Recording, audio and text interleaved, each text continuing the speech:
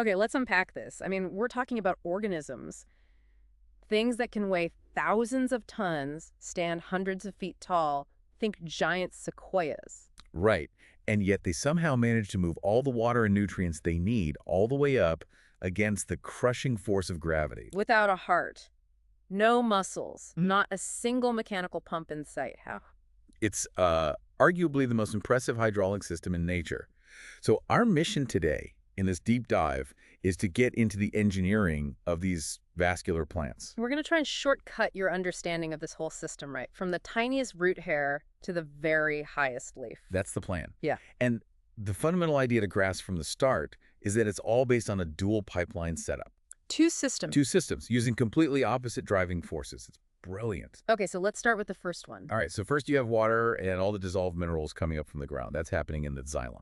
And the key kind of radical idea here is that the water is being pulled upwards, not pushed. Exactly. The entire ascent is driven by this massive, continuous column of water that's under negative pressure. It's under tension. And that tension is generated by evaporation way up in the leaves. All the way up in the leaves. And then you have the second pipeline, the phloem. This is for the sugars, the food from photosynthesis. And that system works on the complete opposite principle. The complete opposite. The sugars are actively pushed by positive pressure. They move from where they're made a source to wherever they're needed to sink. So this ability, this evolution of vascular tissue was really the key that let plants just take over the land. It was the single most fundamental change. It allowed them to grow tall, which immediately kicked off this intense competition for light and, drove the evolution of all these specialized root and shoot systems. Let's start there then with the architecture. The shoot system seems to be in this constant optimization game. It is. You need to be tall enough so you're not shaded out by your neighbors, but you also have to be branched enough to maximize how much light you can actually collect. It's a geometry problem. It's a huge geometric problem, and they solve it so elegantly. We can actually measure this efficiency with something called the leaf area index. Okay, what's that? It's just a simple ratio. The total upper surface of all the leaves on a plant divided by the ground area it covers. In a healthy forest, you might see a value of, say, 7. Meaning there are effectively 7 layers of leaves stacked up, all capturing light. Right. But if that number gets too high, if the bottom leaves are so shaded that they're costing more energy than they produce, the plant just cuts its losses. it engages in self-pruning, it sheds the unproductive leaves. It's a pure resource management decision, just hardwired into its growth. And then there's this incredible precision in how the leaves are even arranged. Phyllotaxy, right? Yes, the arrangement on the stem. In a lot of flowering plants, the leaves spiral up at an angle of exactly 137.5 degrees. Which is not random. Not at all. It's the golden angle. It's been mathematically shown to be the optimal angle to minimize self-shading as the plant grows. It's just stunning. But all this focus on capturing light, these broad leaves, it comes with a massive downside. A huge one, water loss. Those leaves are incredible solar collectors, but they're also enormous surfaces for evaporation. And something like 90% of all the water a plant takes in is just lost to the air through transpiration. Over 90%, yeah. Just straight out through those tiny pores, the stomata. Now, what's happening underground seems to mirror that same kind of dynamic optimization. It does. Roots aren't static. They actively change their branching. If a root finds a pocket of soil that's rich in, say, nitrate, it will just explode with branching right there to take full advantage of it. And they get a huge helping hand, a surface area boost from their partners. Oh, absolutely. We have to talk about mycorrhizae. This is the symbiotic relationship with fungi. That fungal network gives the plant a ridiculously large surface area for absorption. Which is critical for things like water, but also for minerals that don't move well in the soil, like phosphate. Exactly.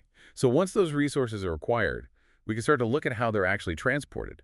First, over short distances, cell to cell. Right, so inside the plant tissue, we can think of it as having two sort of connected highways. That's a great way to put it. First, you have the apoplast. That's everything outside the living part of the cells. So the cell walls, the little spaces between cells, and the inside of dead cells like the xylem. A highway of non-living material. And then you have the symplast. This is the network of all the living stuff, all the cytosol, all the cells, connected by these tiny little channels called plasmodesmata. So things can move from cell wall to cell wall in the apoplast, or from cytoplasm to cytoplasm through symplast. Or they can take the transmembrane route, repeatedly crossing the cell membranes. But moving those solutes, gathering those minerals, That takes energy. Active transport. And unlike us, unlike animals who use sodium, plants are all about hydrogen ions, protons. Right. Plants use proton pumps. They spend ATP to pump hydrogen ions out of the cell. This creates a powerful electrochemical gradient, like charging a battery. And that stored energy is then used for co-transport. Yep. The flow of hydrogen ions back into the cell is used to drag other things with it, like sucrose or nitrate, even against their own concentration gradients. Okay, so that's for solutes. What about water itself? Water movement is passive. It's just osmosis. But to predict which way it will go, we need to use this concept called water potential, or psi. Okay. Think of it this way. Water always moves downhill from a region of higher water potential to a region of lower water potential. We measure it in megapascals, or MPa. And what determines that potential? Two main things, which gives us the equation. Water potential equals solute potential plus pressure potential. So solute potential is just the effect of having stuff dissolved in the water. Exactly. And because solutes always lower the potential, it's always a negative number. The more solutes, the more negative it gets. And then pressure potential. That's the physical pressure. It can be positive, which is what we call turgor pressure, the cell contents pushing out against the cell wall, keeping it firm. Right. Or it can be very, very negative. That's the tension we were talking about in the xylem. So this balance dictates the state of the cell. If it loses water, the turgor pressure drops to 0 and the cell goes flaccid. And in a really extreme case, if you put it in, like salt water, the living part of the cell, the protoplast, can actually shrink and pull away from the wall. We call that plasmolysis. But a healthy plant cell is turgid. That positive pressure is what holds the whole plant up. Right. So if I forget to water my basil plant and it starts wilting, is that flaccid or plasmolyzed? I mean, what's a practical difference for the cell? That's a great question. When your basil wilts, its cells are mostly flaccid. The turgor pressure is just gone, so they're limp. Plasmolysis is more severe. That's when the membrane actually pulls away from the wall, and it usually only happens if you expose the roots to a really high salt concentration. Wilting, from being flaccid, is usually reversible if you water it. Plasmolysis often causes permanent damage. Got it. And all of this transport is necessary because simple diffusion is, well, it's useless over these distances. Completely useless. You'd be waiting centuries for a water molecule to diffuse up a tall tree. That's why the plant relies on bulk flow. Moving the entire solution at once, driven by a pressure difference. Exactly. And that's what's happening in both the xylem and the phloem. It's the high-speed express lane. All right, let's get into that express lane. The xylem, the system that makes those giant redwoods possible. So water and minerals enter through the root hairs, move across the cortex. Here. But before they can get to the central vascular cylinder, they hit a security checkpoint. The endodermis. Yes, a layer of cells. And in their walls is the Casparian strip. Think of it as a waxy belt made of suberin. It's waterproof. And what it does, it completely blocks that apoplast route, the path through the cell walls. It does. It forces all the water and all the dissolved minerals that were happily traveling along the cell walls to make a detour. They have to cross the living plasma membrane of an endodermal cell to continue. Ah, so it's quality control. It is the ultimate quality control. It gives the plant one last chance to regulate exactly what gets into the xylem superhighway. Now, you mentioned a push earlier. At night, there's a slight upward push. A very slight one called root pressure. The root cells keep pumping minerals into the xylem. This lowers the water potential, water flows in by osmosis, and it generates a little bit of positive pressure. And you can sometimes see the evidence of this, right? Guttation. Right. Those little droplets of water you see on the tips of leaves in the morning, that's not dew, that's water being pushed out. But this pressure is tiny. It can't push water up a tall tree, not even close. So the real engine has to be at the top, the pull. The cohesion tension hypothesis. This is it. The engine is the sun. It drives transpiration evaporation from the leaves, Right. and that creates the negative pressure, the tension. How does that work exactly? Well, inside the leaf, water coats the surfaces of the mesophyll cells. As it evaporates into the air spaces, the surface of the remaining water film retreats into tiny pores in the cell wall. Okay. And because water has incredibly high surface tension, this creates a curved surface, a meniscus, that pulls on the water behind it. It generates this intense negative pressure. Like drinking through a straw, but on a massive molecular scale. A perfect analogy. And that tension is transmitted down the entire water column. But what holds that column of water together? It's under immense strain. Two properties of water. Yeah. First, cohesion. Water molecules stick to each other like crazy because of hydrogen bonds. They form an unbroken chain from the leaf all the way down to the root. And second. Adhesion. The water molecules also stick to the walls of the xylem cells, which helps counteract the downward pull of gravity. So it's a solar-powered hydraulic system. But what's the weak point? I mean, if you're pulling that hard on a column of liquid, can it just snap? It can, and that is the biggest risk. The process is called cavitation. An air bubble. Essentially, yes. The formation of a water vapor pocket that breaks the chain. It's a huge problem, especially under dry, hot conditions when the tension is highest. So if a bubble forms, is that entire vessel just out of commission? It can be. Sometimes the plant can detour the flow around the bubble through tiny pits that connect adjacent xylem vessels.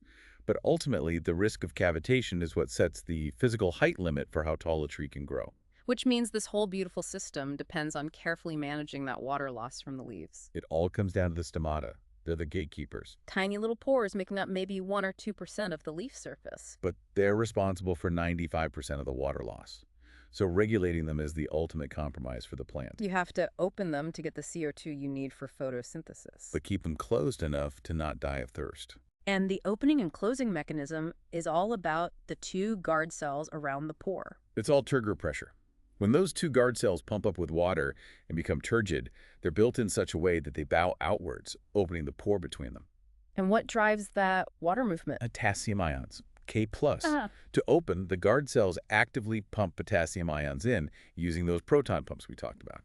Water follows by osmosis, they swell up, and the stoma opens. And to close, they just let the potassium leak out. The potassium leaves, water follows, the cells go flaccid, and the pore closes. So what tells them when to do this? A few key things.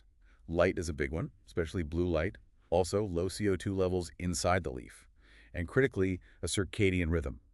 An internal 24-hour clock that tells them to close at night to save water.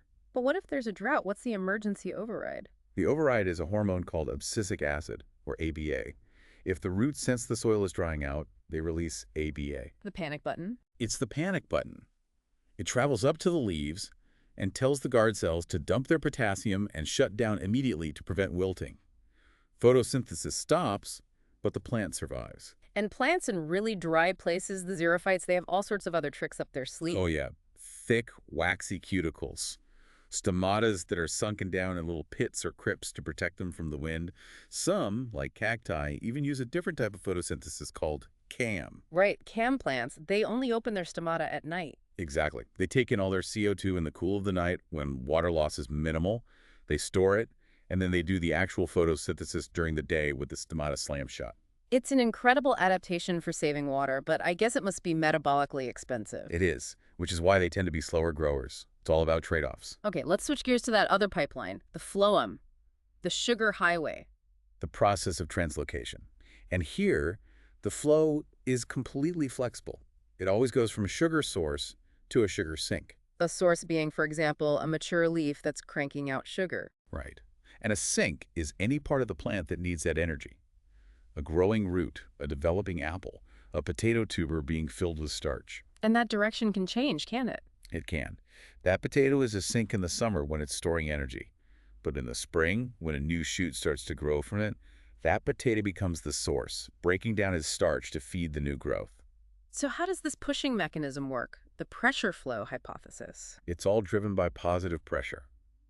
At the source, the leaf, the plant uses active transport, again, those proton sucrose cotransporters, to load a huge amount of sugar into the sieve tube elements of the phloem. And that massive concentration of sugar makes the water potential just plummet. It plummets. So water rushes in from the nearby xylem by osmosis. This creates a really high positive pressure, a high turgor pressure, right there at the source. Meanwhile, down at the sink. Down at the sink, the opposite is happening. The sugar is being actively unloaded and either used up or converted to starch. Which keeps the sugar concentration low. Very low.